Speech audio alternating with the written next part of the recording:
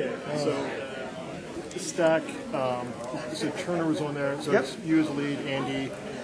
Turner, I guess, maybe no longer our second alt, but... so three. So three, and then these two added, 4, 5. Okay, got it. Okay, then we'll get to the regular business, the recognition, 10-year anniversaries for Lisa Aldridge, and Joe will come up and say a few words. Joe? Joe will. Joe, Yeah. got it, Yeah. got it. Okay, perfect. Okay. You know, I love the personal conversation. This is great, but if I could ask you to move toward your seats, please. We'll begin our meeting in about a minute. Hey, do you want Cammy and I to sit back there? And For now. seated? For now.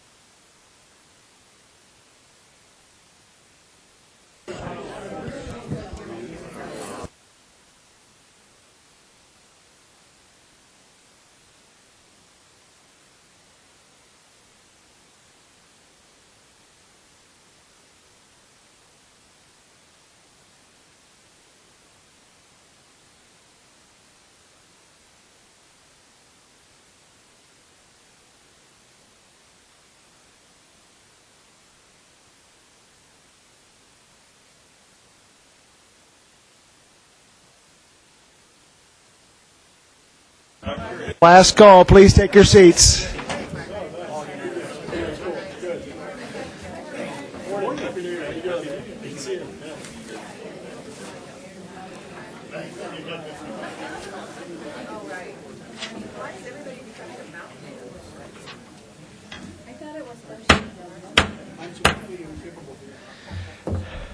Good morning, everybody. Welcome to the annual meeting of the Pikes Peak Area Council of Governments. We'll begin our meeting proceedings this morning with a one-time-a-year annual meeting. We have a very short agenda. It consists of such things as appointing officers for the PPACG Board of Directors. We'll have a couple annual appointments for positions from the board, and then an action on the Sunshine and Core compliance with the state of Colorado laws. I do recognize a quorum in the room, declare a quorum. Our first action is election of officers for the Pikes Peak Area Board of Directors.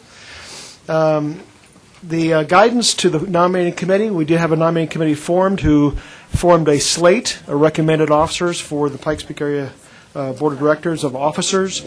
They had three primary elements of consideration. This was consideration only, and I'll just read through those for your information. First, from the PPACG bylaws, the nominating committee shall consider board members who have had significant experience with the organization. They'll consider membership of the officers to consist of a mixture of individuals from the large and small member governments, so that their perspectives are ensured. And finally, that the City of Colorado Springs and El Paso County should each have one representative on the executive committee, as they are the two large local governments that contribute over 90% of the member dues of the organization. Any questions or comments at this time, for any discussion? Okay, we will elect officers one at a time. I would normally turn over the gavel at this point to the first vice chair, Jill, but you know what? The bylaw said that the chairman shall run the election of officers, so I'm going to maintain the gavel for now, Jill. For the office of chairman, the nominating committee has nominated Norm Steen. Are there other nominations from the floor? Are there additional nominations from the floor? Seeing no further nominations, by show of hands, all those in favor of Norm Steen for chairman, please raise your hand. I will vote yes. Thank you. Norm Steen is elected chairman of the board. Second office is the office of first vice chair. The nominating committee has nominated Jill Gabler, Colorado Springs council member. Are there additional nominations from the floor for first vice chair? Are there additional nominations? Seeing no additional nominations, all those in favor of Jill Gabler for first vice chair of the Board of Directors, please raise your hand. That is a majority. Jill, you're our first vice chair for 2019. Congratulations. Second vice chair, the nominating committee has nominated Neil Levy, Woodland Park Mayor. Are there additional nominations for second vice chair? Seeing no additional nominations, all those in favor of Neil Levy for second vice chair of the Board of Directors, please raise your hand. That's again a majority. Thank you. Congratulations, Neil. For position of secretary, Holly Williams, El Paso County Commissioner, has been nominated by the nominating committee for secretary of the board. Are there additional nominations from the floor for secretary? Seeing no additional nominations, all those in favor of Holly Williams as secretary of the Board of Directors, please raise your hand. Once again, a majority. Congratulations, Holly. And finally, for position of treasurer, Sharon Thompson has been nominated by the nominating committee for treasurer of the Board of Directors. All those in favor of Sharon, are there additional nominations for treasurer for Board of Directors? Seeing no additional nominations, by show of hands, all those in favor of Sharon Thompson for treasurer, please raise your hand. Sharon Thompson is elected as treasurer. We now have a board of officers. Thank you, ladies and gentlemen. Thank you for those willing to serve the Pikes Peak Area Council of Governments.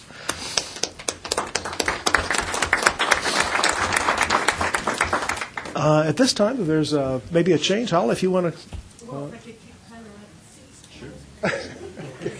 You go, girl. Come over here, Tyler. We'll have you. We're really making an effort to just get.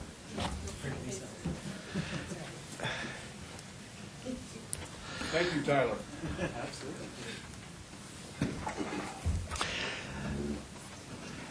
I'd also like to recognize new members to the Board of Directors. Of course, we're welcoming Holly Williams as a secretary.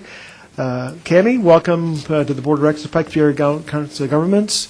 Cammie took the oath of office yesterday as an El Paso County Commissioner. Welcome. We'll also, then our next order of business is appointment of board members for transit. By agreement, the board, there are two. The transit representative must come from member governments who have a transit agency in their jurisdictions. There are two, the City of Colorado Springs and the City of Fountain.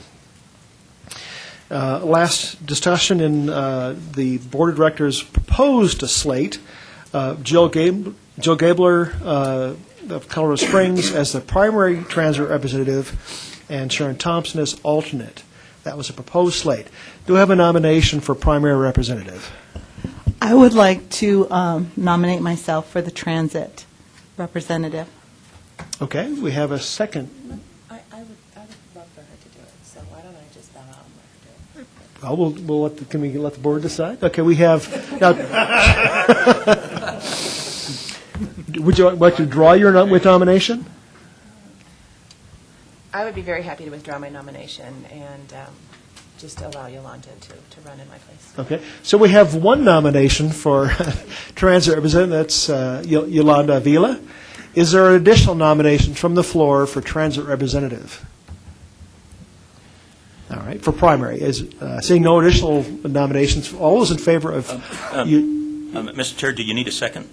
I don't think you need a nomination, second for a nomination. Well, darn it, I was going to But you're offer welcome the second. All right, very good. Okay. We have a nomination and a second for transit representative for the Pikes Peak Area Council of Governments. All those in favor of Yolanda Avila as our transit representative primary, please raise your hands. That's a majority. Congratulations, Yolanda. Do we have a nomination for an alternate? I'm pretty much it. Yeah, okay. We have a. I'll nominate Sharon Thompson. Sharon Thompson has been nominated as an alternate transit representative officially. Are there additional nominations for alternate transit representative? Seeing none, all those in favor of Sharon Thompson as alternate transit representative, raise your hands, please. Congratulations, Sharon. That's a no-brainer. Very good. The next order of business, appointment of representation to the Statewide Transportation Advisory Committee, STAC. We have by discussion, we had nominations, that wasn't really a formal nomination, but the suggested slate was, let me just find that here. Andy, do you have that by chance, or maybe you handed it to me? Yeah. There it is. Yeah. For the Okay, you stack. got it. The primary representatives proposed slate was Norm Steen as a primary, City of Colorado Springs Councilmember Andy Pico as first alternate. Third was City of Fountain Councilmember Sharon. Let me just back up. Second alternate was the Town of Rama Turner Smith. However, Turner recognized that the City of Rama is not inside the MPO, even though he has served in the past. In discussion this morning, Turner and I talked about a more appropriate representation is for Turner to represent the Central Front Range as a stack representative and not the Pikes Peak Area Council of Government. So, Turner, may I extend that you would withdraw your slate for the stack representative for alternate? Thank you very much. So that leaves then our second alternate as City of Fountain Councilmember Sharon Thompson as our stack representative, second alternate. Third alternate would be Jill Gabler has expressed an interest, and Yolanda Avila as our, I guess I'd be fourth alternate to the stack. That's a suggested. Could I have a motion to accept that as a slate? Yes, Andy? So moved. All right, we have a slate of nominees for the stack representation with let me also say fourth and fifth alternates, John Leosados, our Transportation Director of Pikes Peak Area Council of Governments, and Andrew Gunning, Pikes Peak Area Council of Governments Director. I think it would be fifth and sixth alternates. Fifth and sixth, keeping track. This is a great job, people. I'm glad everybody wants to help. Ask for a pay raise. Probably within assigned duties, I would guess. All right, so we have a proposed slate, if I may, Andy, include John Leosados and Andrew Gunning in that motion. So moved. Okay, thank you. Are there other nominations for stack representation from Pikes Peak Area Council of Governments? Seeing no additional nominations, all those in favor of that? Yes. Yes, Mr. Chair. Yeah.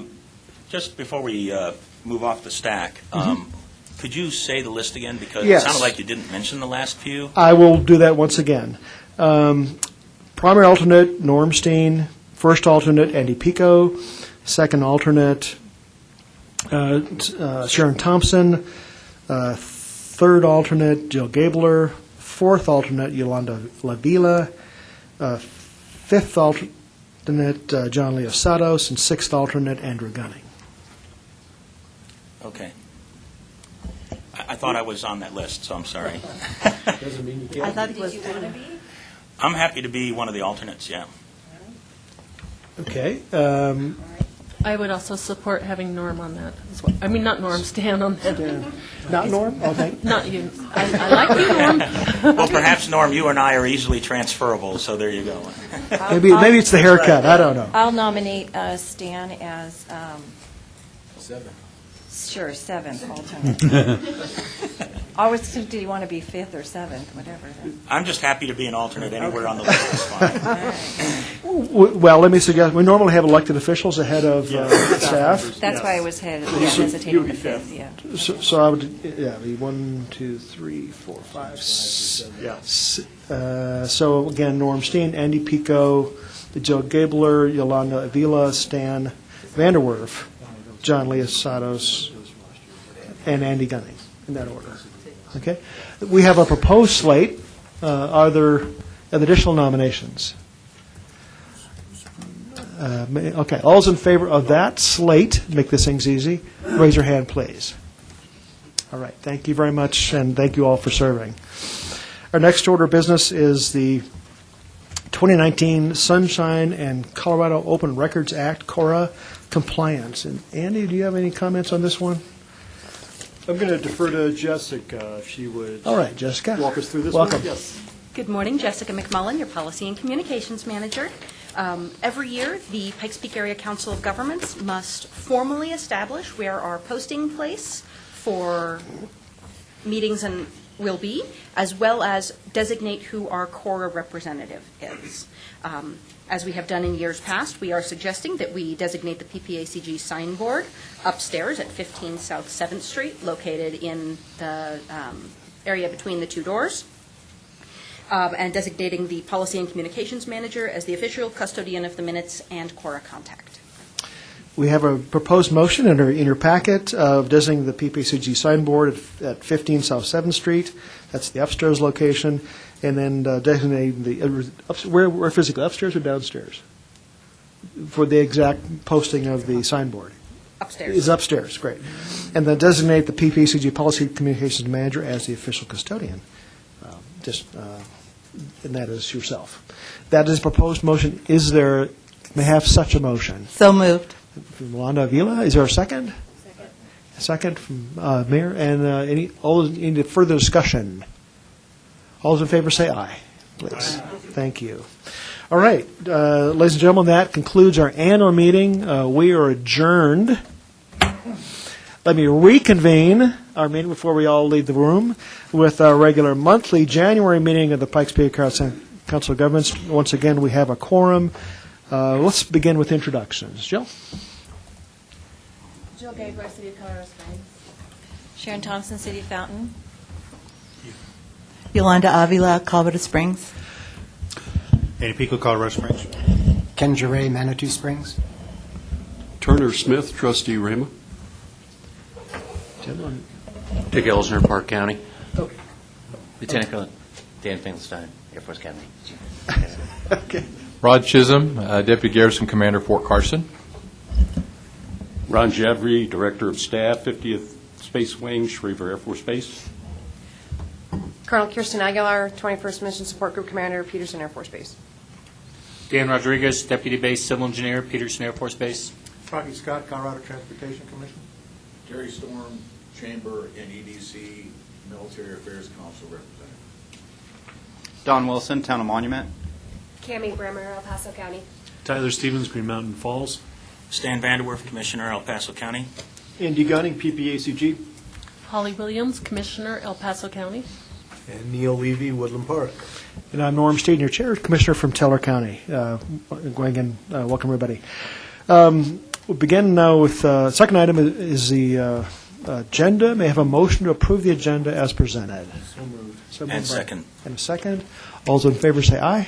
Aye. Thank you very much. The agenda is approved. Public comments.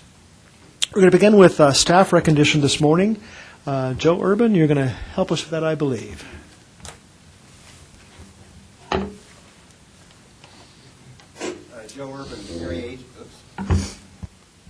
Joe Urban, Area Agency on Aging. It's my pleasure to recognize Lisa Aldrich for 10 years of service to the Pikes Peak Area Council of Governments. She served actually two roles during that time period. The first 3.5 years, she served as a mobility manager, which has actually served us well the last few years as well.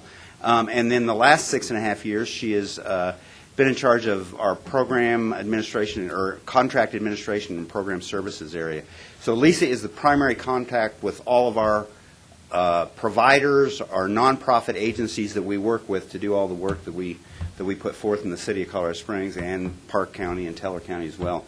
So we very much appreciate what she's done. She is the go-to person if I have a question about state regulatory requirements, how to use the software system that I'm still learning after 3.5 years. Any of those issues, she's the person to go to, and we very much appreciate her service. Well, Lisa, we do have a presentation on behalf of the Board of Directors. Reading in recognition of 10 years of service to the Pikes Peak Area Council of Governments since January 1st, 2009, signed Andrew Gunning, Executive Director, Norm Steen, Chair of the Board. Lisa, thank you for your service, all the lives you touch every single day. Thank you. And I applaud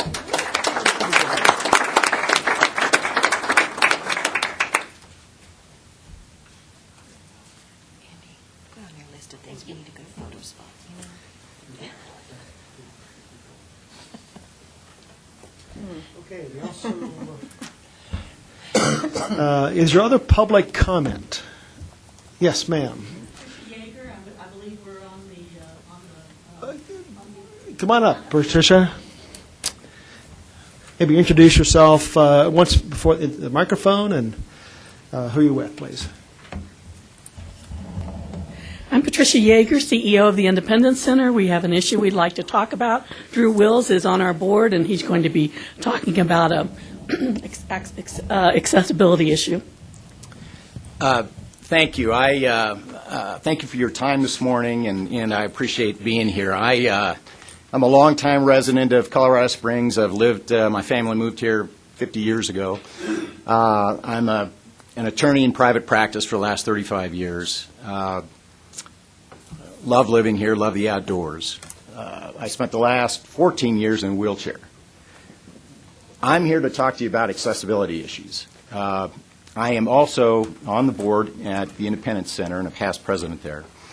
Patricia Yeager is here as the CEO of the Independence Center, and then Pat Going is also a board member and has extensive experience in ADA compliance issues and barriers and whatnot. We have, over the last 5 years, tried to focus some attention on accessibility issues throughout the region. And we have had some successes, and we've also found more issues than we thought were out there. To give you just kind of a history, and let me back up just a moment, we come to you today because we're looking for regional solutions and also to provide assistance and help with trying to improve that situation for everybody. I know that this group is concerned with transportation, part of that being mobility with an aging population. So we are here to help, to provide assistance, and to try to make some progress in that area. Backing up to recent history, there were a few folks who got together who were having some accessibility issues, not well organized, but attempted to try and make some headway with bringing their issues to local government, and with not much success. The Independence Center has then been a little bit more organized in trying to identify and to help support this issue. After our research and looking into things, one of the probably primary problems, we believe, is the jurisdiction, the attention, the detail that comes with doing site accessibility, both review and also implementation.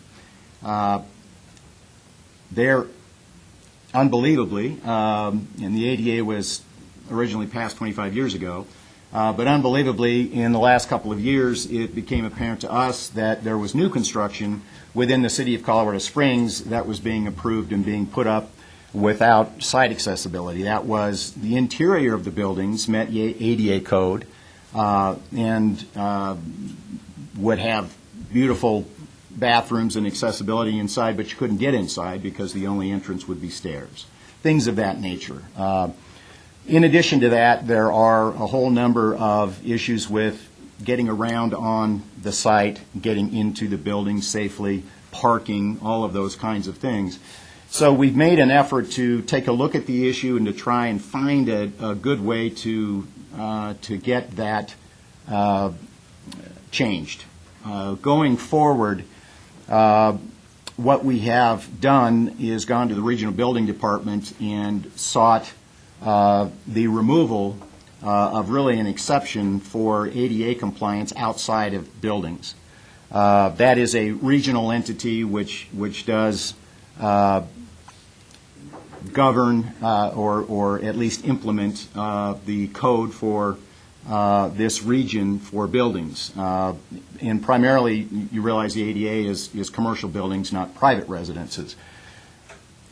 That was not met with a resounding acceptance. And through additional efforts, we did go to individual municipalities and governing bodies throughout the local region and attempt to talk with them about trying to get ADA both site accessibility, both reviewed and implemented for new construction. And that has been implemented to varying degrees throughout the different municipalities in the region to try to help solve that problem. The remaining issue that we still have is that does not allow for site inspection, enforcement, and implementation so that we can all be sure that new construction or large remodel projects are going to implement those standards. We would like to get involved with you all. We would like to help be part of trying to put together solutions for the entire region. We believe that a code implementation at the regional building department is the best solution because that is the one place where people can go, codes are being implemented, reviewed, inspections are done, and violations or non-compliance can be recognized and can be addressed. The ADA does not, it is a federal law. It is not to be enforced in and of itself by the states. This creates an issue of jurisdiction and who's to implement it and how it's to be done. The regional building department does not have authority to enforce the ADA, but it, of course, has authority to enforce its own code. And what they've done is they have not adopted ADA codes that are in the International Building Code, which are the code sections that are adopted over time by regional building and modified when changes come along, plumbing, electric, structural, what have you, and then that code is then implemented and used.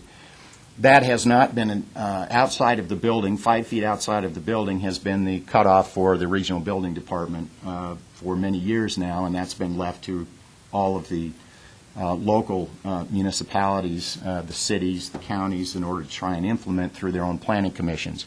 It's been inconsistent, it's been ineffective, and unfortunately we have situations all over the region that do not allow for accessibility to buildings. So to bring this sort of back to where I started, I do appreciate you all allowing us to speak. We'd like to extend an invitation to help any of the municipalities with any of the issues that they might have in their area. Pat Going is here. He can talk about some of the issues that he still sees in the region, and primarily a local parking lot survey that he did that unfortunately shows that nearly all of the lots that he looks at are not in compliance. We want to be part of the solution. Where we fit, we don't know. I know that there's attention for the aging population and committees there. There is attention for transportation and mobility, which I would understand is primarily transportation. But it doesn't appear to me that there's any specific focus or attention on trying to make sure that once people get to buildings that they can get inside, that they can get around on the sites, get in and out of the buildings. So we'd like to help do that. Where we might fit in and how that might be done with you all, I would leave that up to you. You know your organization a lot better than we do, but we'd like to offer that help. So thank you again for your time, and if you would indulge us a little bit, we do have the position statement from the Independence Center from over 2 years ago to the regional building. We asked for a code review, which was not taken up and didn't go anywhere. And then, again, we went to each municipality to try and fill in that hole. But we'd pass that out as sort of our official position, which really remains today. And then also, if you have just a few more minutes, I'd like Pat Going to just sort of give you an idea of these things. And I will admit to you, as a person who has spent most of my life, except for the last 14 years, outside of a wheelchair, these things are not easy to recognize and appreciate unless you are in a wheelchair, unless you have to use them. And mobility really isn't just wheelchairs. It's people who are using walkers or canes or anything that is people who have compromised mobility issues. And so that's what we're talking about today. And I'm going to let Pat Going go through some of these things. He's an expert on all of these issues, and he can explain a few of the things that he's done just recently. While Pat gets the pictures out, because we want to show you some of these issues. We're sending a message to all of your municipalities because we're going to be pressuring Regional Building to pick up this piece of the code and put it back in their building code. And we need all of the municipality support because Regional Building says they work for you, it's not in their contract, we don't do that, yada, yada. And so we're coming at it from a different direction, saying to you, here's the problem when you don't inspect these buildings. So, Pat, what's the first picture you have? Let me just clarify. This is the Pikes Peak Area Council. There's 16 member governments, many of which do not have relations with RBC. Eight of you do, and that's who we're really. Right. I understand that, but just to clarify, thank you, Pat. So this is Springs Rescue Rescue Mission. It was built in 2015, and brand new construction with front door steps. And the back door was barely accessible on a hill. Regional Building said, oops, and forced them to go back and construct a ramp on the side. It's not perfect, but how did this happen in the first place in 2015? One of my, this is a good one. Pat will talk about parking, but this is in a building on Garden of the Gods, and I don't know if you can see, but the access aisle where somebody gets out into, it pulls their wheelchair out and gets into it, goes up to a curb cut. Now, this is a lawsuit waiting to happen, and these people are going, when there's an attorney who will take these lawsuits all the way forward, they're going to be sued. Let's do this one. This is one of my all-time favorite ones. This is a new role for me. Vanna. This is a ramp to Jack's Liquors in Manitou. It's a perfectly beautiful liquor store inside, great restrooms, wide aisles, great. You cannot get in there because this is the ramp that you would use to get in. Because nobody inspected this when they got the permit. The building's beautiful, but you can't get in. And we have buildings like this all over the community. And so it's either the municipalities are going to have to inspect or Regional Building will have to inspect. And they're already out there inspecting. They're doing the permitting. It's unfair to make the builder go to a whole different, all their different municipalities just to make sure their outside is correct. This affects people with disabilities, seniors, veterans with disabilities, anybody who can't walk well. This is going to affect temporarily or permanently. And as a community, we have a duty to make sure that people can get in the building if we're going to make people build the building in an accessible manner. So this is the message we'd like you to take back to your municipalities who are in a contract with Regional Building. Excuse me. To ask them to include the review of the exterior accessible path of travel. That's what we're after. Thank you. Pat, do you want to? If I can just take one more minute, I get to bring some good news. The Independence Center just received a $150,000 grant for us to do free confidential surveys of parking areas and path of travel to the entrances across Colorado. And so we really favor the Pikes Peak region, quite frankly. And so I want to make this offer. If you would like to receive this survey where we actually give you the checklist and some additional resources, please contact us. I did not know that there were going to be so many people here today. I did bring some business cards where you can go ahead and contact us. And if they contact the Independence Center, they'll know how to respond. But the IC has subcontracted to myself and my business associate, with whom I've worked with, probably 300 surveys over the last 2 years, including this building here. And so we would be happy to help you.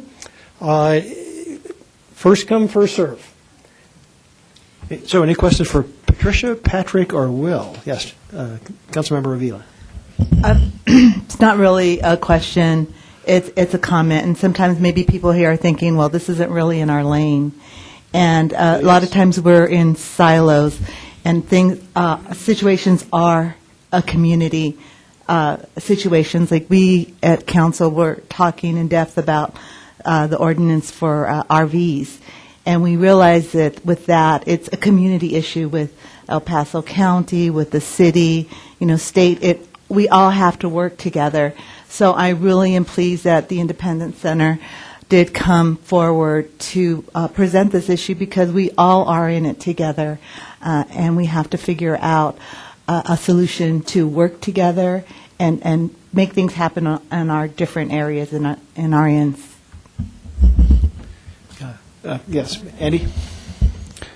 Yeah, the concern that the regional building isn't doing the proper inspections, it's actually something that Colorado Springs and the regional building has been going around and around with for a couple of years now. We have actually been in kind of a circular firefight with them on precisely that issue about where their inspections stop and the cities start. And we're still trying to work that through. But I'm aware of the issue. I did not know that you had this issue going on, fighting also with the regional building, so we'll take it up. And if I could just, we are here for regional solution. I realize that regional building has been the focus here. We think that within the regional buildings jurisdictions, that it can provide great assistance, uniformity, and enforcement. And so that's why we think that's the best solution there. But with regard to the rest of you that are outside of that area, we'd also want to make sure that, we'd love to offer assistance. We'd love to help and try and improve the situation. And if that means that we could get on a committee or establish a committee with you all, if you feel that that's appropriate, we'd be more than happy to help out in that regard.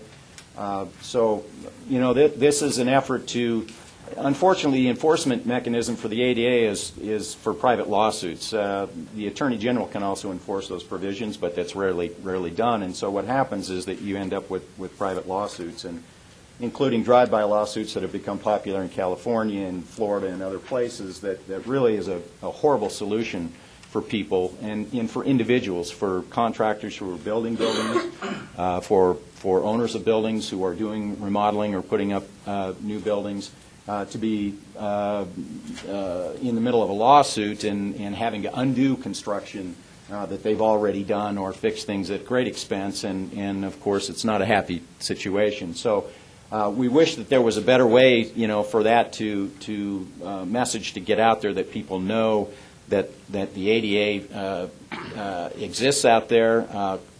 Competent architects, experienced contractors will mostly pay attention to it, but many won't. And unfortunately, that's why we end up with the situations that we're in. So again, thank you for your time, and we would like to, yes. Yes, thank you very much. And I appreciate your coming and discussing this today.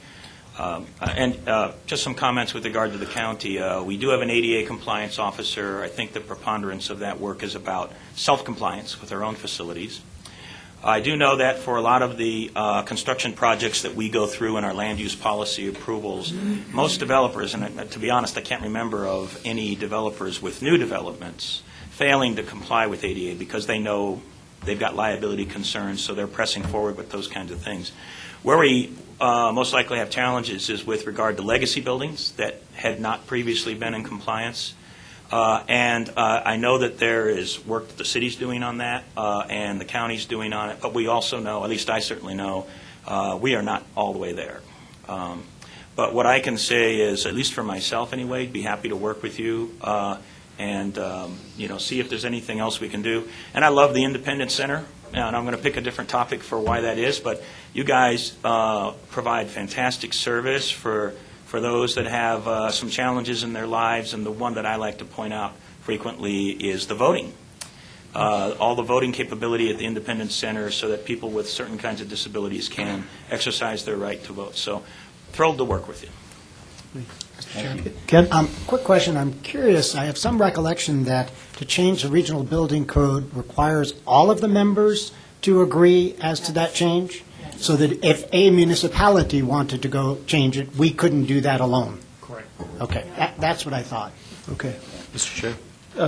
Yes, yeah, that's right. As the Chair of the Regional Building Commission. I don't want to speak on behalf of all of us at this time, but it really does come down to an issue of the IGA and the agreement that we all have as governments that have come together to form the regional building. And I think, as an individual, I'm very supportive and would love to see this problem solved. The question is, how do we solve it? How do we best do it? Is it the efforts of the individual members taking on that, and where those parameters are and where those boundaries are? And clearly you've identified a gap, and we need to fix that. So I look forward to working through that, but you're right, it takes agreement through that IGA, and that's what constrains us today.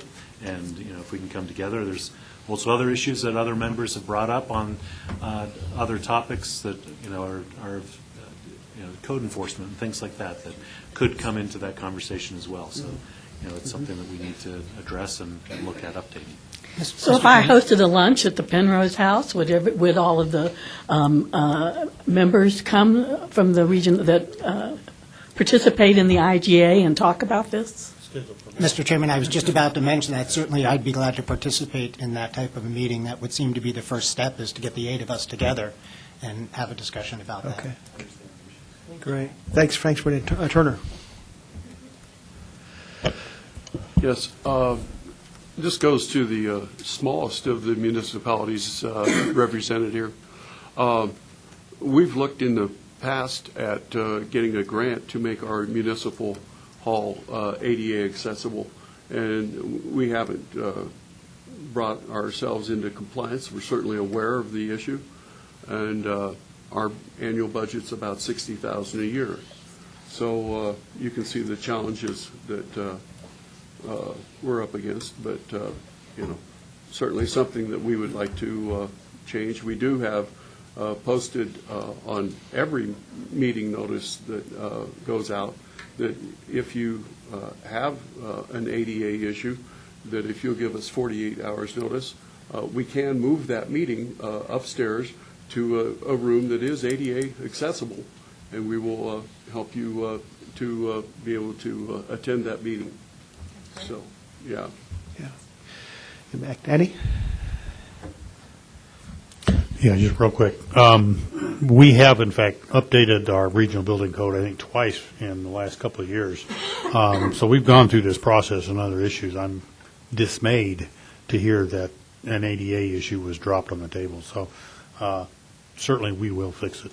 But it does take a little bit of time. It does have to go through all of us. But we have been through this process a couple times. So I'm hearing some real traction around the room, and I think you've made some connections here. Pat? Norm, may I leave some contact information on the podium here? Please do. Maybe best at the back table. And, well, if you'd like to just leave it for members here, or? I brought 10. Okay, maybe just leave on the podium here. Yeah, thank you. Any comments, or maybe how you'd like to work with staff? Any suggestions or thoughts? We'll need to give this a little bit of thought. We've got a pretty ambitious work plan, but we can certainly work this in with the board's direction and concurrence, but a little bit overcommitted. But we'll need to connect with the Regional Building Commission staff and maybe brainstorm a little bit. And if you give me a little bit of time, maybe we'll report back next month and see what the next steps might be. We need all the help we can get. Okay. On this. All right. Any further comments or questions for our guests? Thank you so much for coming, and appreciate your care for those who need some help with their disabilities. Thank you. Thank you for your time. Thank you for interest. All right. Very good. Our next consent agenda items, we have 3 items. Any of the 3, anybody want to pull one off for separate discussion? Seeing none, is there a motion to approve the consent agenda? Is there a motion? Is there a second? Second. Second from Mayor. Any further discussion? All those opposed? All those in favor, say aye. Opposed, nay? Great. Our consent items are approved. Action item 5A, project cost overrun request and federal fiscal year 2019-22 TIP amendment number 5. Good morning. Catherine Wenger, Senior Transportation Planner. This is a kind of a 2-part memo. The first is a request for cost overrun money that we have, and then the other part is to amend our Transportation Improvement Program document.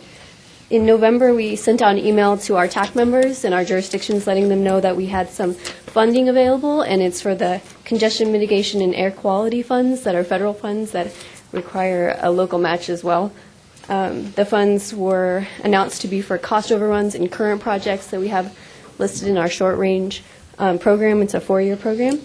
And the email provided a questionnaire application form for any member that wished to request the funds. We received one application from Mountain Metro Transit, and they requested all of the funds to be included on their Metro Rides Regional Travel Demand Management Program.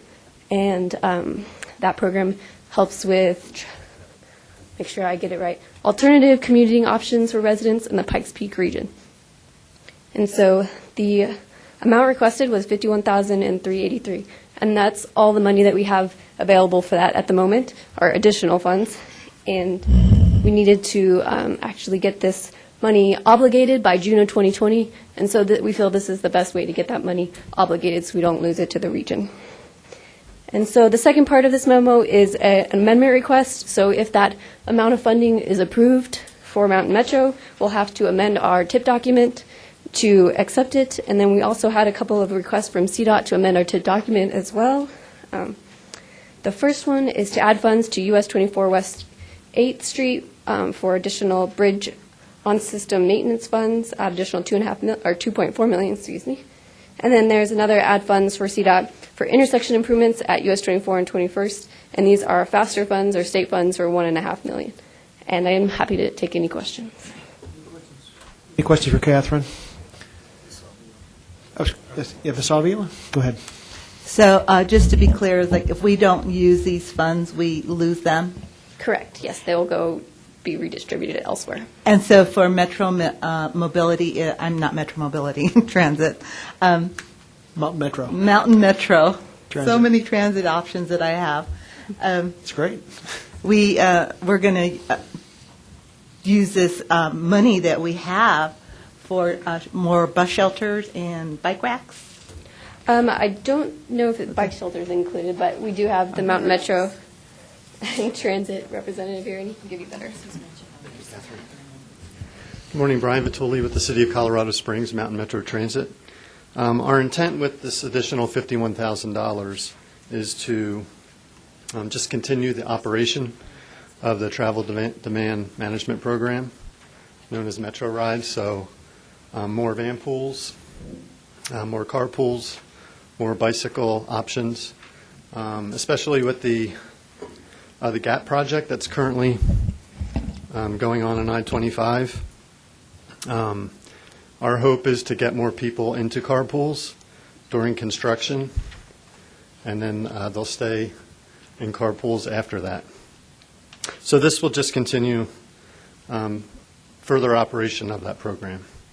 Okay, so it's thank not you. more bus shelters, or I thought it was. we have other programs for that.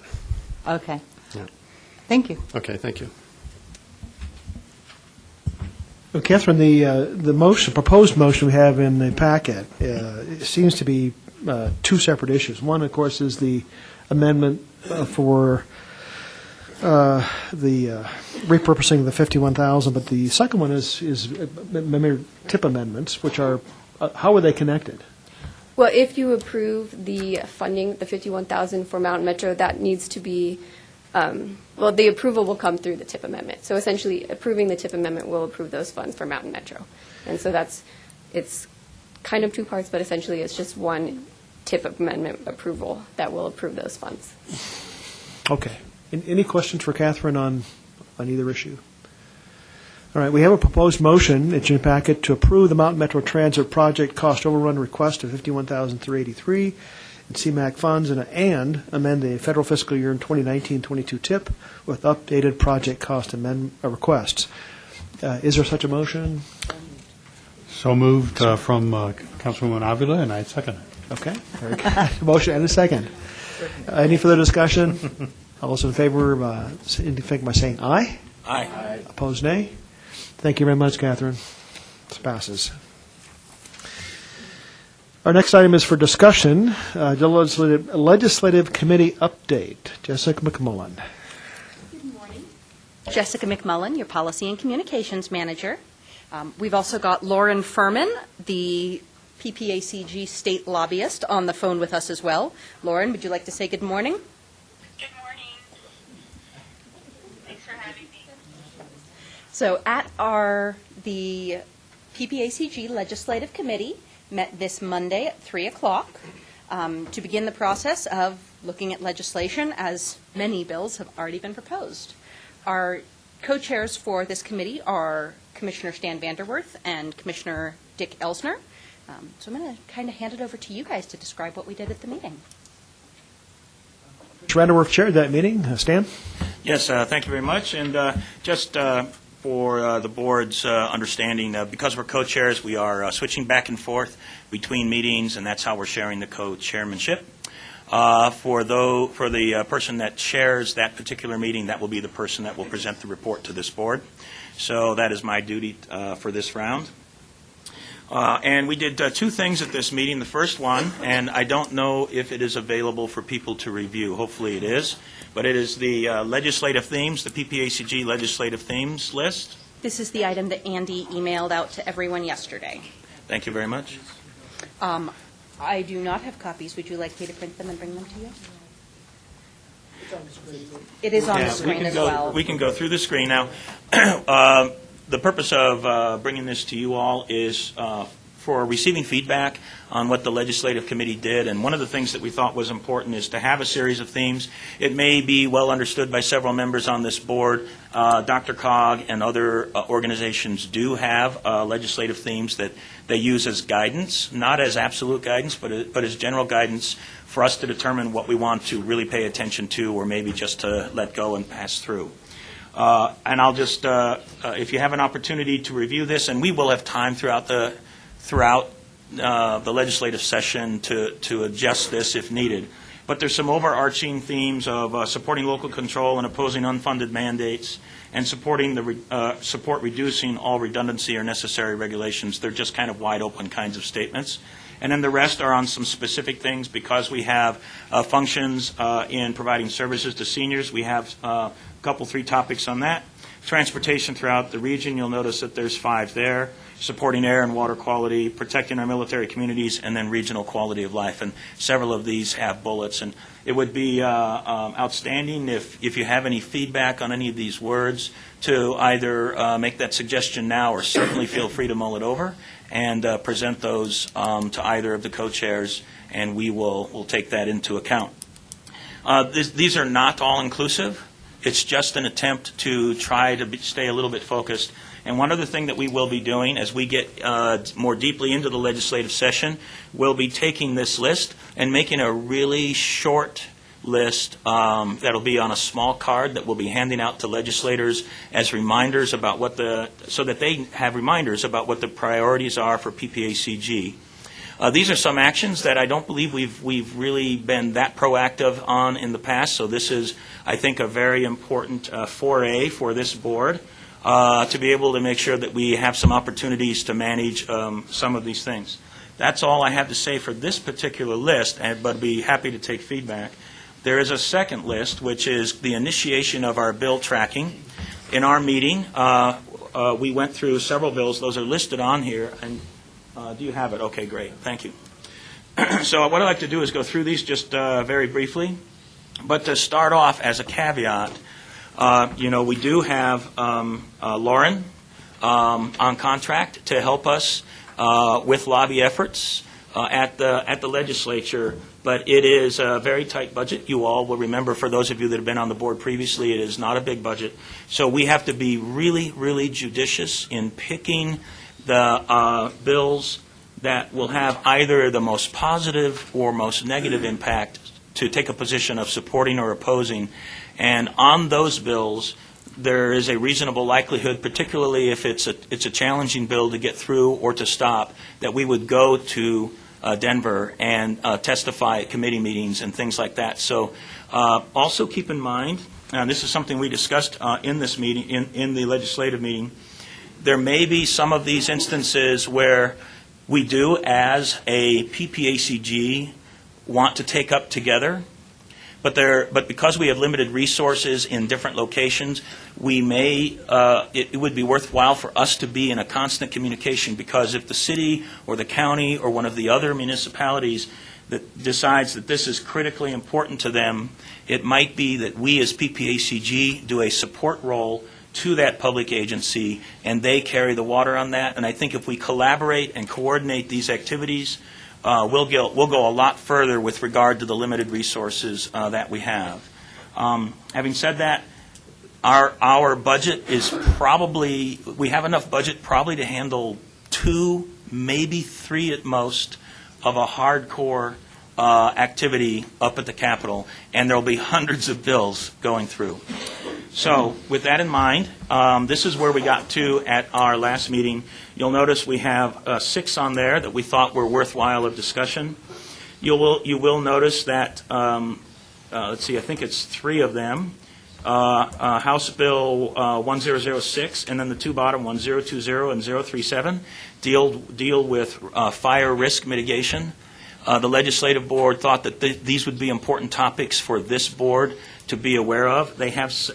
I'll also mention that as we did the review, we actually went through the language, and some of these were really hard to figure out exactly what the intention of the bill is. So we do not necessarily have an awesome understanding of these things, but we can do research on that, particularly if we feel that they are important. I'll start with the wildfire and just try to be real quick. The wildland urban interface areas, to be honest, I'm not remembering the specifics of that one, but the Fire Airspace Patrol System is a state-level initiative to basically do air separation so that unmanned aircraft can interface with manned aircraft. And then the wildfire mitigation, if I recall right, that has a proposal with a fiscal note in it for grant money.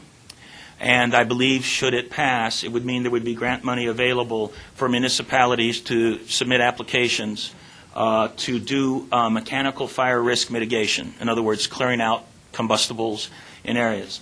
I do know that we have several areas that these are of important consideration to us, and one I brought up at the meeting is a barrier from I-24 down south through the area of Fort Carson. I mention that point in particular because the Forest Service is doing 100,000 acres of mitigation from Highway 24 up to Palmer Lake. So there's actually a lot of work going on in that area right now, but there's been very little work that has actually transpired on the south side, south of Highway 24.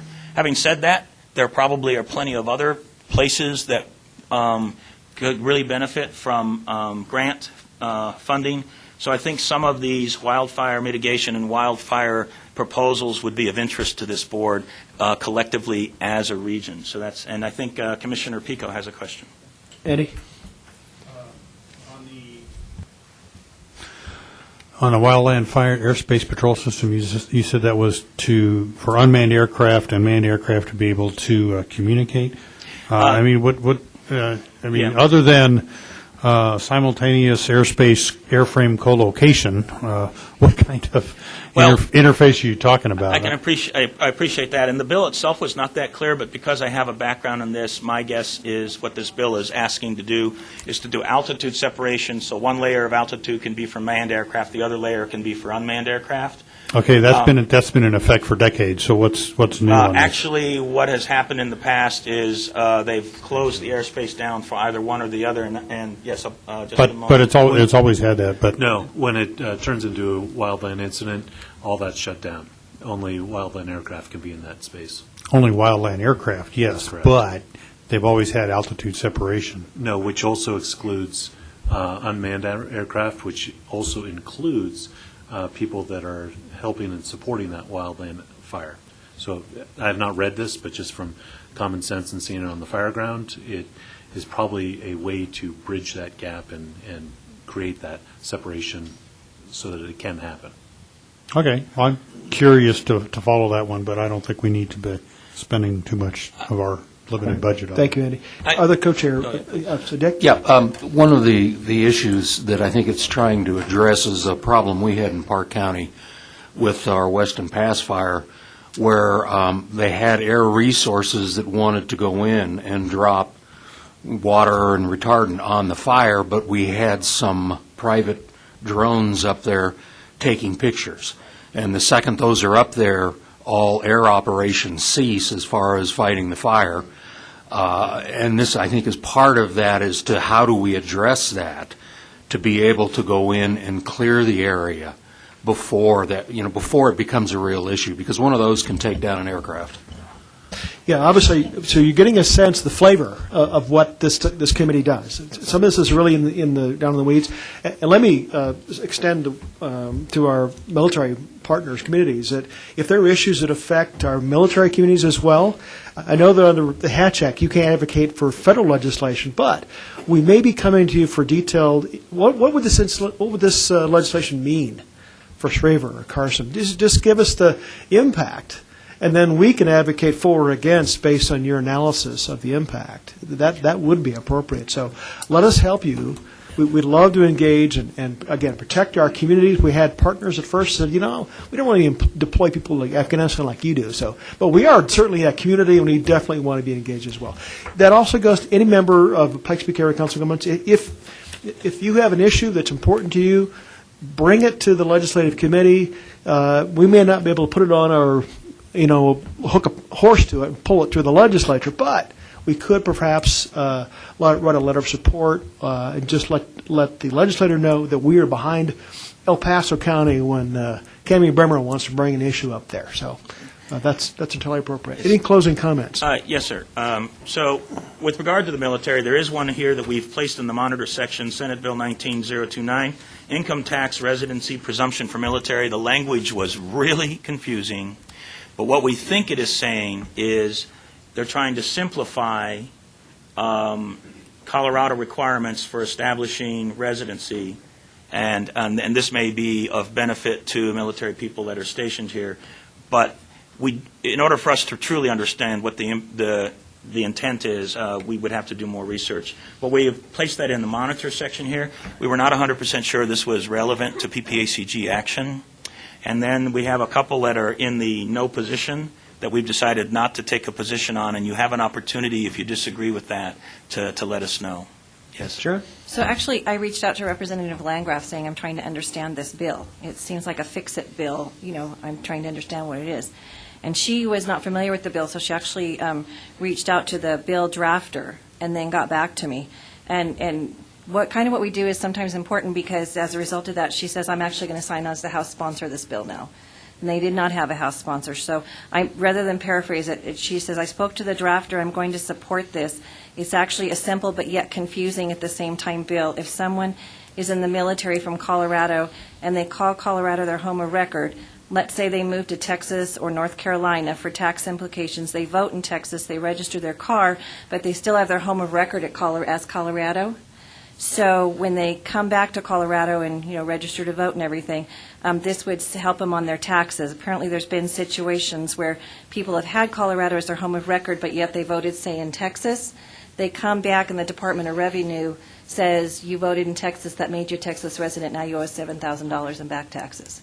So this is to fix that gap in there for some people, that Colorado is still their home of record, even if they register their car or vote in another state. As long as it's their home of record with the military, then they would still fall into the tax thing. So We'd love to talk to you she more. even agreed it's very confusing herself. Yeah. So I'm sure if she's on board with that one, it'll Okay. get clarified. So The nature, we'd have a lot of time to talk with the issue, but this is the nature of the things that this committee be taking up. We'll have recommendations from the legislative committee, and before we take a formal vote of the entire Pikes Peak Council, we'll take it before a vote. Andy and then Turner, please. Yeah, when I read that, I actually read it the opposite of what was said. The language is confusing. Hence my thing of, we ought to oppose this one. So Yeah, she based agreed- upon she the agreed language it's that very came in there confusing. and what she's engaging, what they're really trying to do, I concur with, let's watch this one, but very concerned about that one, because it reads the opposite. And right. I I think doubt some she of would us be have been signing through on to that. something that Yeah. would not be helpful to the military. And I might also add, I know the chair is anxious to continue to move forward with this, and I agree with that point. With regard to whether we support a bill or not, there's a couple of ways we can do that, but this may be obvious to everyone. One of them is to place it in a support position, but we don't necessarily take any type of aggressive action. And the other one is to be really, really proactive, because it might be, again, to my point earlier, of great importance to us to get passed, or of great importance to us to make sure it doesn't pass. That great importance part where we would be proactive, that's the 1 or 2 or 3 at most kind of thing. But in other areas, we could place in support, and that could be a larger number, but we would have a limited ability to do much about it, except we would have a public position on it. Yeah. Turner? Thank you, Mr. Chair.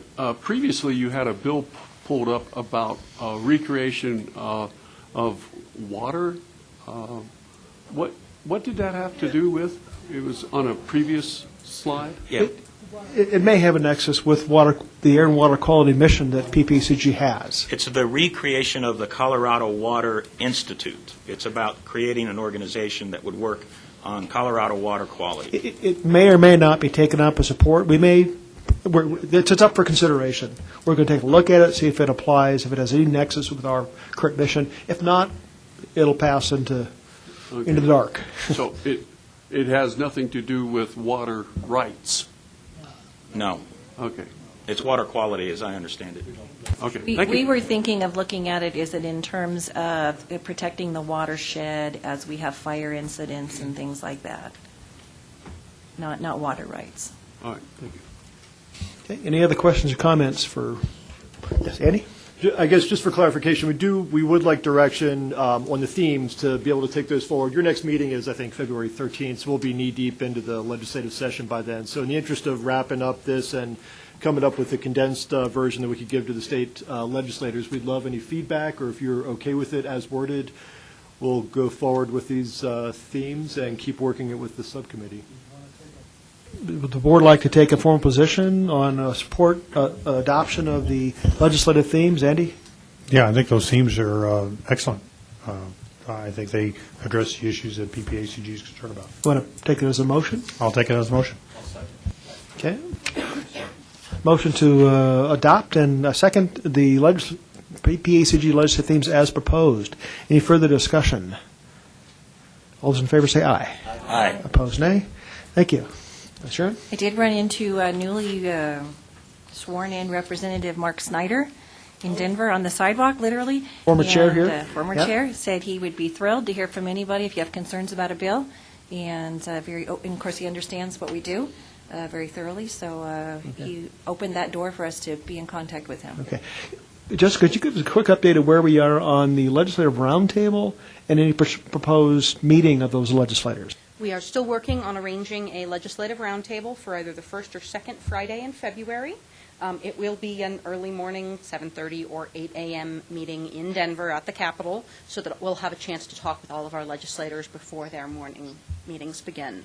And it'll be an opportunity for all of us as members and as our partners to bring up any issues we've seen on the regional level or that you'd like our delegation to know about your specific area. Any further comments, questions on this topic? Thank you, Jessica. Move on then to an information item 7A, Transportation System Safety Measures Target Setting, calendar year 2019. Catherine.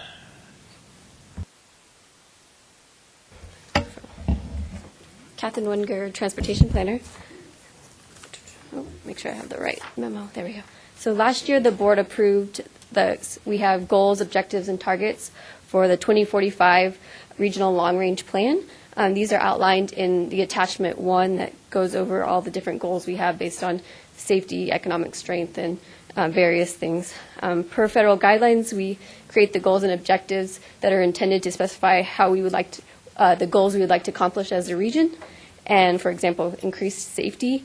And then the performance measures are how we plan to measure or assess the progress that we've made as a region. And then we set targets to specify what our intended goal or value based on data analysis is. So the established goals and targets from last year included safety measures, and these are required by federal law, and they include number of fatalities, the fatality rate per 100 million VMT, the number of serious injuries, a serious injury rate per 100 million VMT, and then also a number of non-motorized fatalities that include our fatalities and serious injuries, which includes bike and ped together. So for the safety targets in particular, we're required to set new targets every year. The other ones are only required every 4 years or with an update of our long-range plan.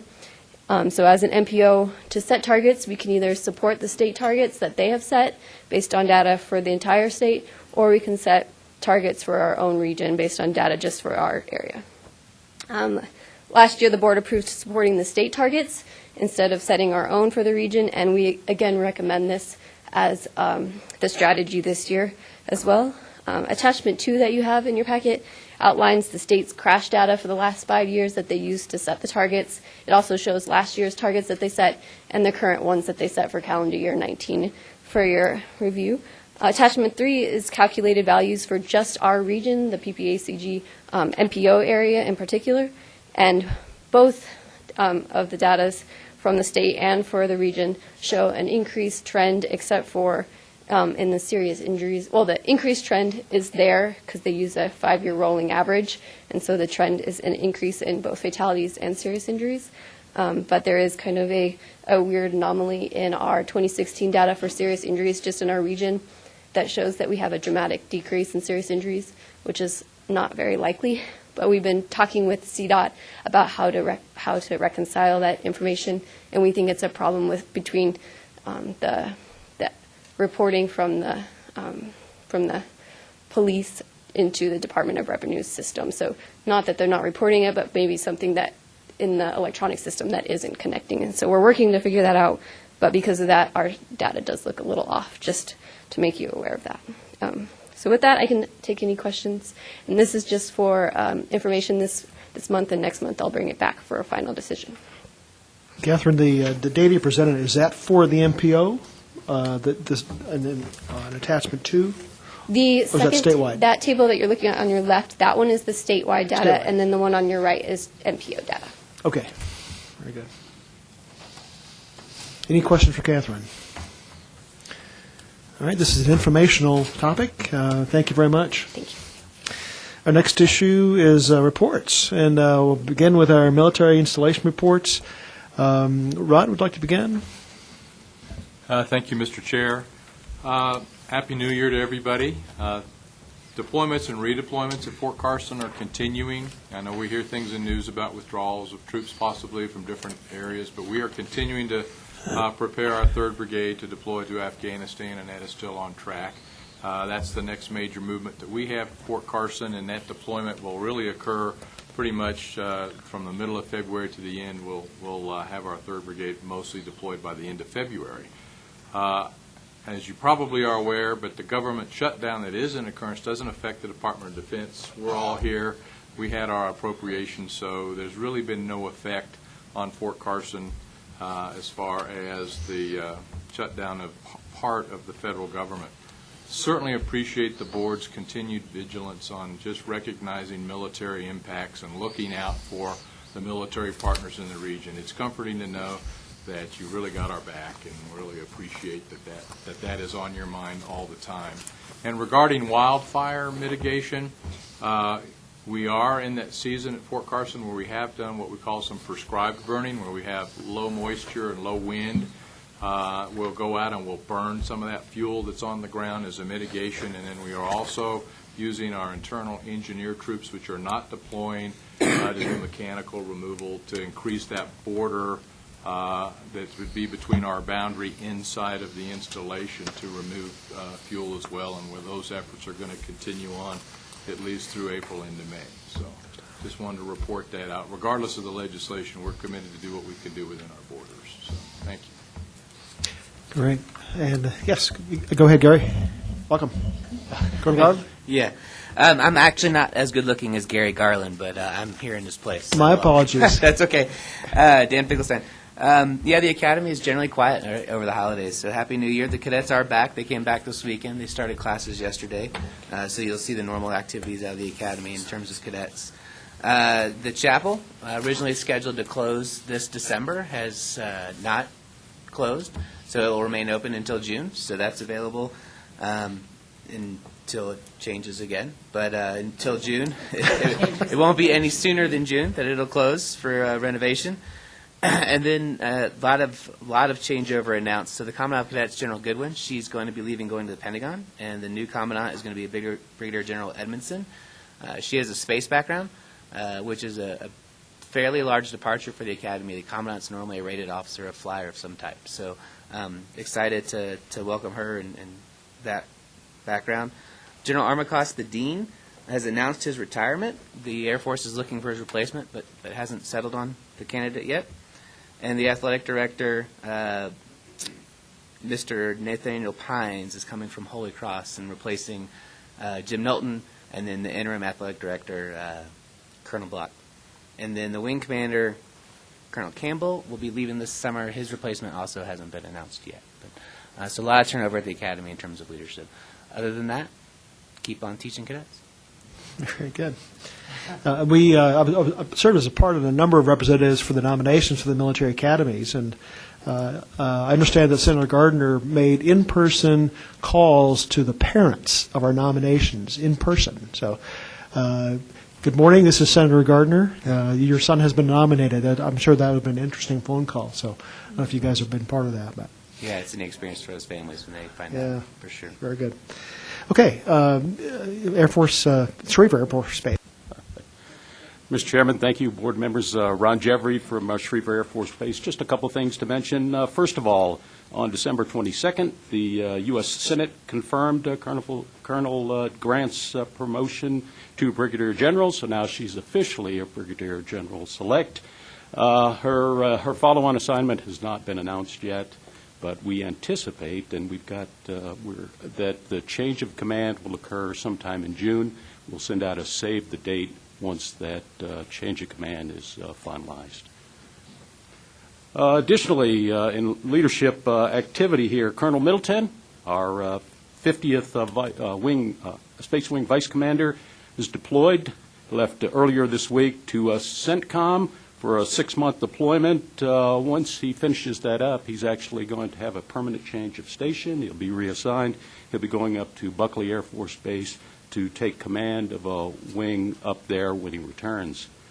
Colonel Jack Two-Fish Fisher is a Colorado native and a former NASA astronaut. He was working at Headquarters Air Force Base Command. He's come to Schriever Air Force Base to serve as the Vice Wing Commander and with Colonel Middleton's departure. And the final item that I'll mention, we continue to do what we can to improve the infrastructure, the roads that support the Schriever Air Force Base. The majority of a curb and speed control construction that we undertook at both of our gates took place mostly over the holidays. So there were some closures of the gates while they were doing construction, minimal disruption, I think, to the surrounding community. Certainly a few lines built up for folks coming into work, but we're glad that the majority of that is complete, and we look forward to certainly the enhanced safety and security that the curbing and speed control will provide as folks come on. And one final note related to transportation, thank CDOT for coming out. They came out before the holidays and briefed Colonel Grant, the other group commanders, and the staff on the results of the Highway 94 study and the things that they're looking for as a way forward. We certainly appreciate that and them coming out and letting us know what was happening. Additionally, we also thank El Paso and County and CDOT for helping us with signage on while we were doing the construction there to direct people to the gates that were actually open as we closed those down during the holidays to do some actual construction on the roadways. And with that, unless there's any questions, I don't have anything else. Well, thank you, Ron. Appreciate it. Colonel Engelglar. Good morning. On behalf of Colonel Todd Moore, the Space Wing Commander at Peterson, thank you very much for having me here again. Unlike the Academy in Schriever, we don't have as many movement happening this summer at Peterson, but Colonel Moore will be departing as the Wing Commander this summer. We are also anticipating a June change of command, but when we have more fidelity on that, we'll be sure to also share a save the date. Colonel Moore will be relieved by Colonel Tom Falzerano. He is very familiar with the Colorado Springs area. He's currently stationed at Peterson, serving as General Raymond's executive officer. So we look forward to having him join the team. And our operations group commander, Colonel Devin Pepper, has been selected to become the wing commander up the road at Buckley. So he'll depart this summer as well. I just arrived about 6 months ago, so I'm not going anywhere. So I look forward to continuing to be here for the next 18 months or so. Just a couple quick updates. Last night I had the opportunity to attend the Fountain City Council meeting where I provided an update to Mayor Ortega and the council members and the community regarding PFOS, PFOA. And just to share a quick update for PPACG, the big movement is the remedial investigation and the Community Relations Plan have both been funded, and those contracts will be awarded in June. And the remedial site investigation report is in the final stages, and it'll be made available for public release in May of 2019. And the only other thing that I'd like to add regarding the firefighting comment in the legislation, obviously one of our partner units at Peterson, the 302nd Airlift Wing, is heavily involved in firefighting in the community, so we are definitely interested in some of the legislative changes that may impact their ability to continue to serve. So pending any questions, on behalf of Colonel Moore, I wish you all a very happy new year, and look forward to seeing you again next month. Any questions for any of our military folks, partners? Thank you very much. One then to 8B, a Mobility Coordinating Committee. There was no report this month. They did not meet. One to 8C, Transportation Advisory. Brian.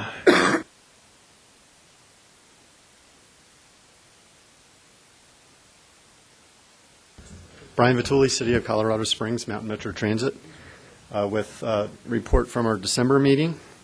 We had two action items. One was the TIP Amendment 5 that you just approved, and I thank you very much for that. We'll put that extra $51,000 to good use, and we appreciate it. Our second action item was to elect new officers for 2019. So for our second vice chair, it will be Victoria Chavez from El Paso County. I'll be the first vice chair, and then the new chair for the Transportation Advisory Committee will be Brandy Williams. She's the city engineer for the city of Fountain. So, Brandy. Welcome, Brandy. Congratulations. Thank you. I think. Well, Yeah. when no one else raises their hand after a while, I was like, I've spent 3 hours here before. Sure, I'll go spend my Wednesday mornings here. So. Well, as a former member of the board here, too. Welcome Correct. back. Yep. Correct. Yes. So, yes, I'm Brandy Williams. I am the new chair of the Transportation Advisory Committee. So I will be joining you Wednesday mornings. Welcome all of the new members that just joined PPACG this morning. It's a great board. I loved it. So get a lot done here. Any questions on a report or anything else? Nope. Thank Thank you. you very much. Thank you, Brian.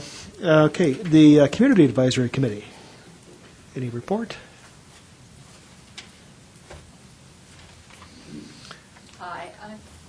Hi, I'm Sharon Brown, and I was also a member of this board for quite a number of years, as Tyler well knows. Okay, we went ahead. I think everything's been covered pretty much. We approved what you approved, so I think that's pretty much been taken care of. I did want to go ahead and mention that Michelle Day and Jim Moore.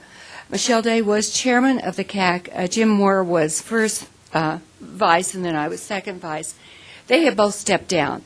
And I'm very glad that Jim Moore has agreed to stay on, but not in that type of leadership role.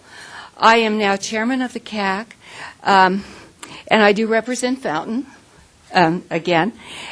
Tim O'Donnell is the first vice chair, and he represents Kono, which is the neighborhood community people on this side.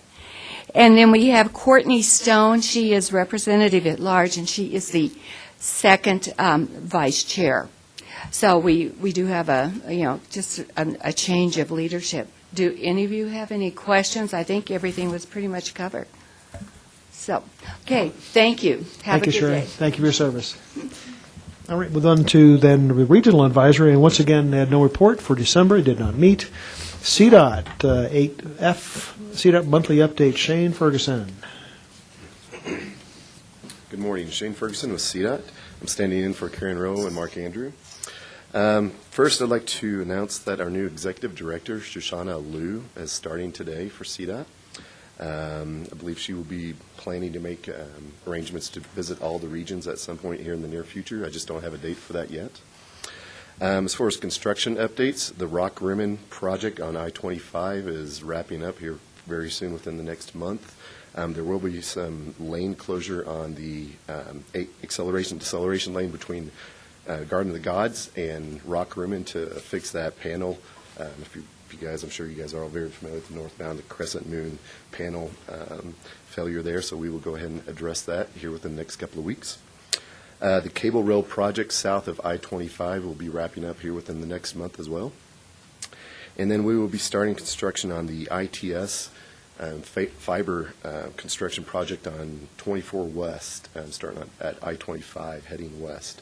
That should be within the month. I believe actually next week we will begin some of that work.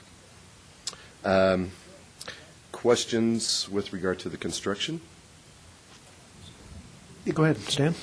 Yes, thank you. I appreciate the update. Don't have any questions really. I just want to say thank you for all those projects, but two in particular, the one, since they're both in my district, the one that's I-25, the work that you've been doing there in the Rock Rimmon area. Thank you for that. And then also thank you for the fiber optic cable going up Ute Pass. So just wanted to publicly express my appreciation for those. Sure. Yeah, I've also been personally involved in that cable lay, the fiber. It's been probably 3 years since we've been working with Tom Rivera, I think, and others, building a partnership of member governments. I've been working closely with the IT director for El Paso County, Jeff Eckhart, and I chair a technology committee up in Teller County.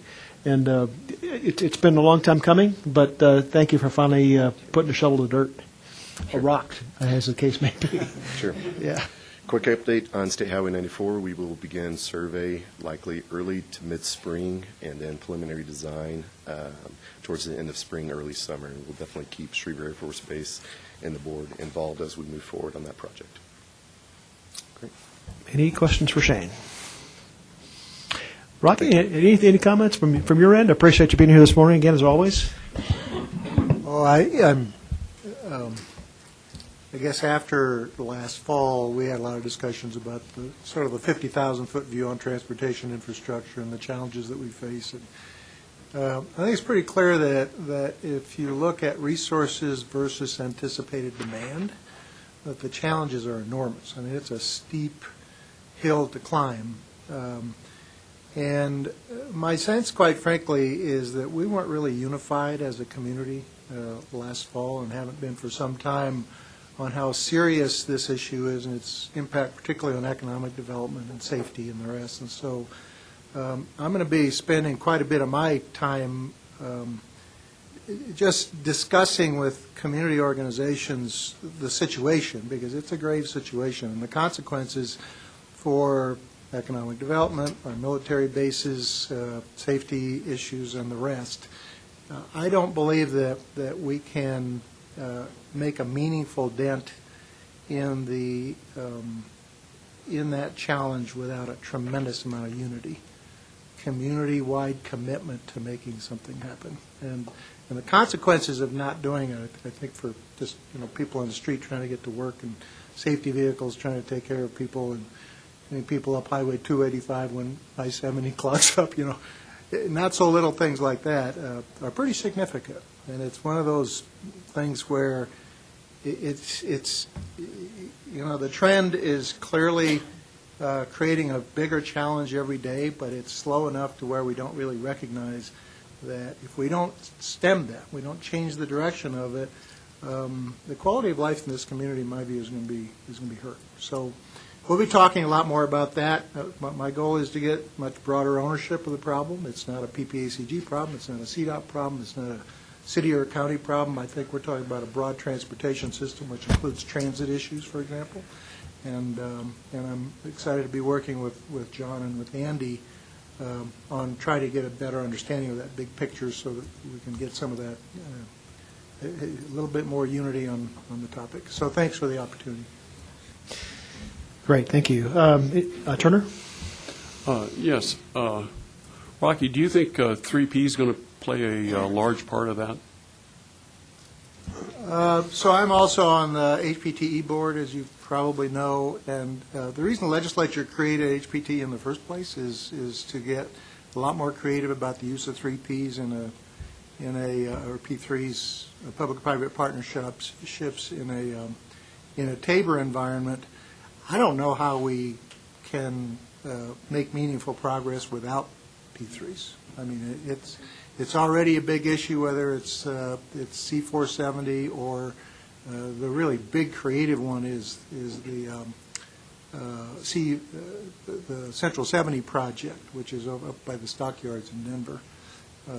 And it's actually a national model. A lot of people are looking at it. But the answer is, yeah, I think it's going to be a critical part of this toolkit. Okay. One then to STAC, 8G. There was no STAC meeting in December, so there's no report, but as always, this is a two-way conversation with STAC. So if members of the board have guidance or things you would like us to carry back to CDOT STAC, now would be the time to make any comments or advice, recommendations to your new STAC team. We have a few new folks. All right. Seeing none, move on then to Front Range Rail Study Report. Jill. Thank you. As most of you probably know, I chair the statewide commission for Front Range Rail, and things are starting to heat up in Denver on this issue, so I have asked to begin making, hopefully, a quarterly report and maybe more as things progress. As you also probably know, in the 2018 legislative budget, or 2019, Front Range Rail did receive approximately $2 million. And with that funding, we are hiring an executive director. We have completed those interviews, and we are close to bringing that person on board. I'm not at liberty to say quite yet, but the first duty of that individual will be to release the RFP, which will hire a consultant who will begin having conversations along the Front Range. And we anticipate Front Range Rail being an entity that spans from south to Trinidad up to Fort Collins, and at the table now are representatives from Wyoming who would like the rail to be interstate, so there is that hope now too. And so in addition to having those conversations, we will of course begin also talking about how Front Range Rail would be funded if it is a kind of a PPRTA sort of model of a transportation authority.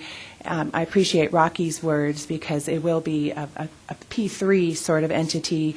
The commission is composed of individuals from Amtrak, BNSF, and Union Pacific, other railroad types of people from Colorail, and folks from and elected officials from along the entire Front Range. And so I'm hopeful that by the end of 2019 we will have a path forward, and there will possibly be some sort of ballot measure in 2020 to begin funding Front Range Rail.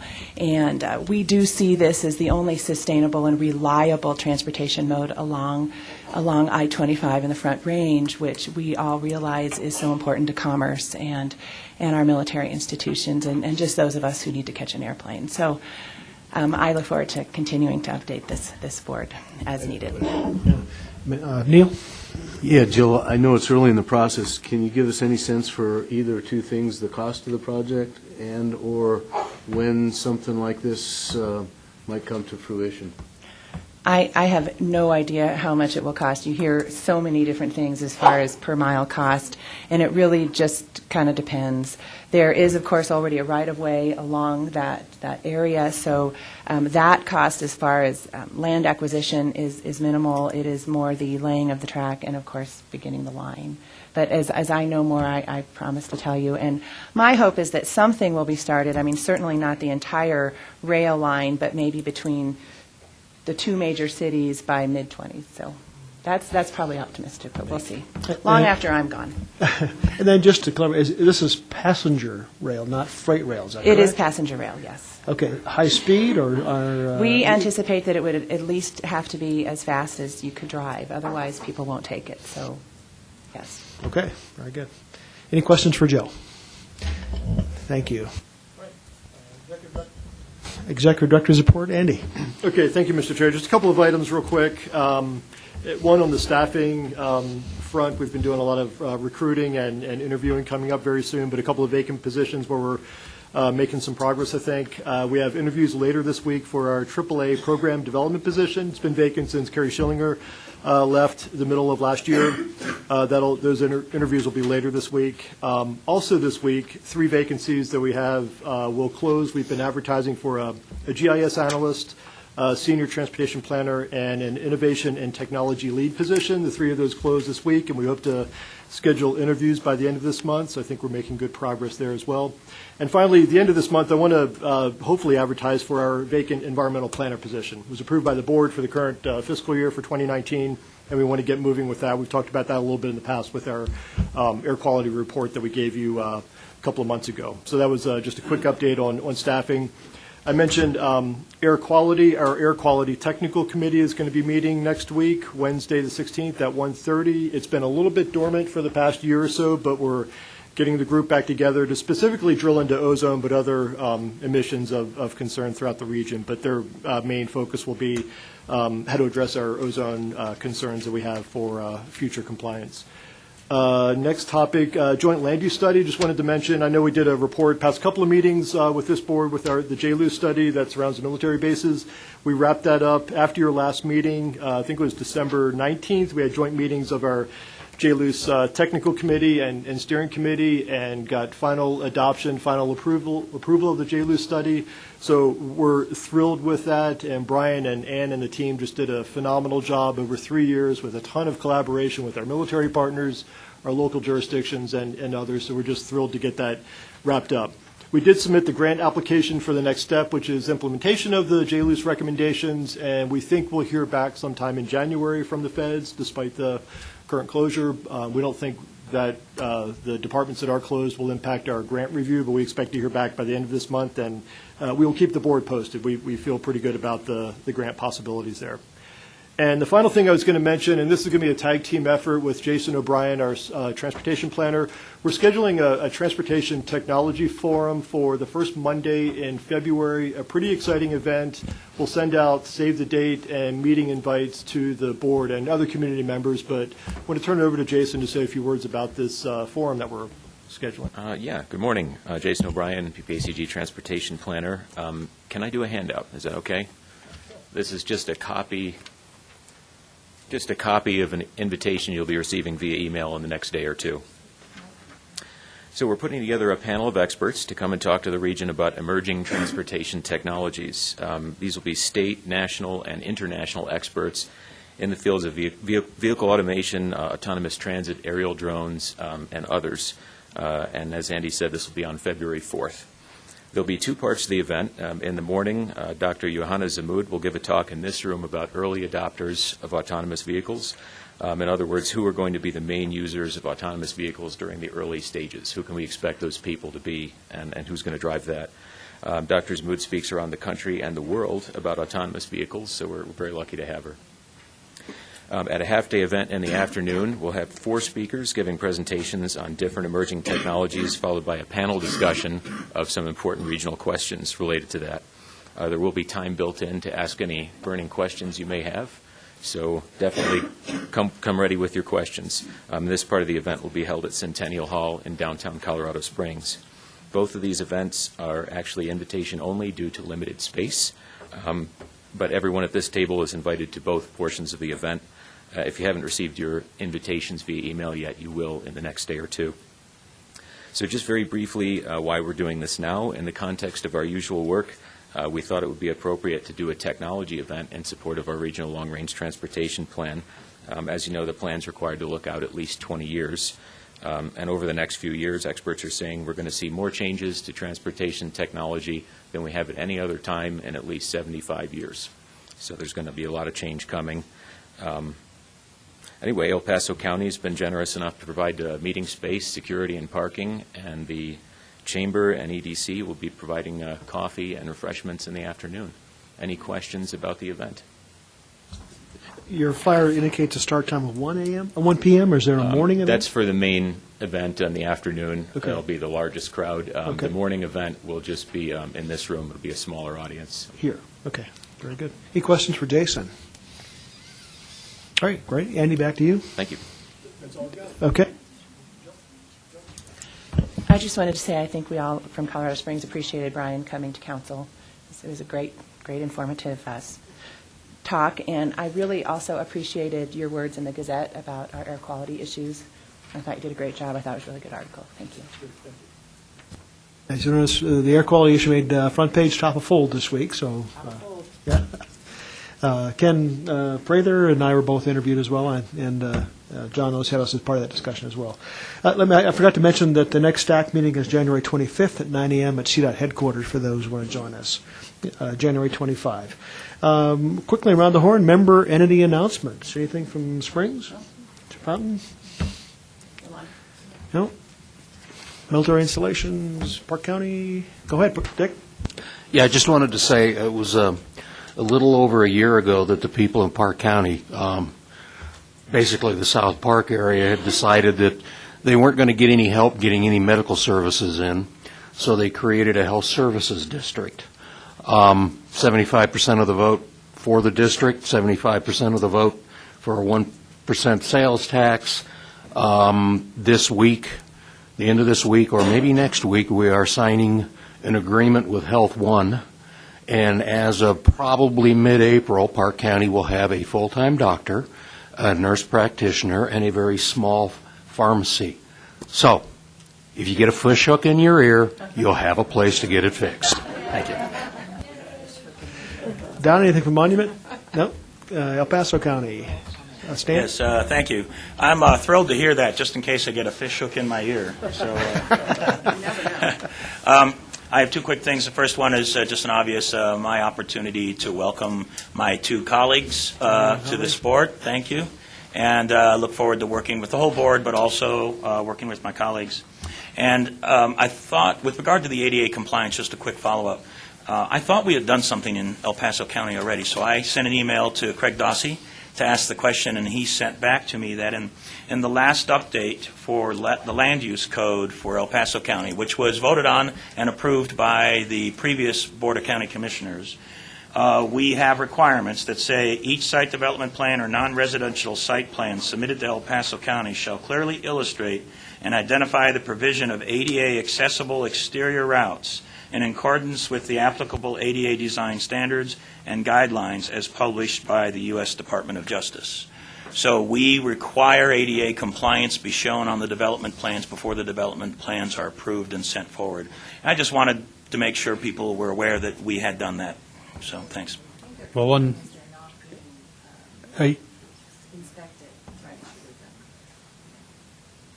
I didn't hear what she said, but I think the concern is that it's whether or not adequate inspection is being done of what. That's what she said. Okay, very good.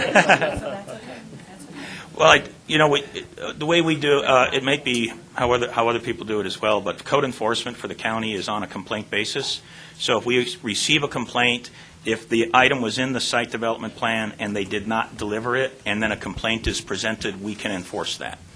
Well, the issue I got into with regional building and our own was that in the city's code enforcement was who's doing the inspection of the plans that are submitted. So they put the plans in there and they say, yeah, we're going to do all this stuff. And the inspection is what's fallen through the cracks, and that nobody is really double checking in that. And so you get things, as I walked around with someone in a wheelchair, the cuts are going into curbs and, stuff that just makes no sense. And that's kind of the issue that we've been kind of going around and is who's doing the inspection, because apparently nobody is. Okay, thank you. Good meeting this morning. Turner. I'm sorry. One quick. Now, Commissioner Vandiver, that was adopted by the county. Is that what you're saying? Yes, that's county land use code. That's right, El Paso County land use code. Okay. Now, so that would apply to unincorporated El Paso County? That's correct. So within an incorporated town or city, that would not apply? If they have their land use code, that's correct. If they have their own land use code, that's correct. Okay. All right, yes, Terry. With all the vacancies and hirings and deployments and everything that's going on everywhere, who's going to be the new Broncos coach? Got announced today. You want to open that for discussion, or no? Probably not. Yeah, right, exactly. I don't care, man. Yes. All right. It was just announced. The new coach is Vic Fangio, the Bears defensive coordinator. Defense coordinator. Okay, very good. All right.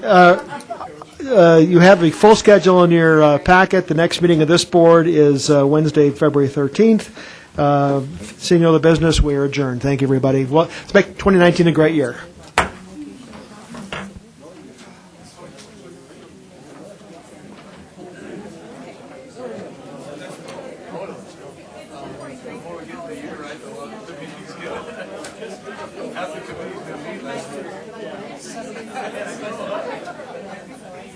Well, you have more than Bang already.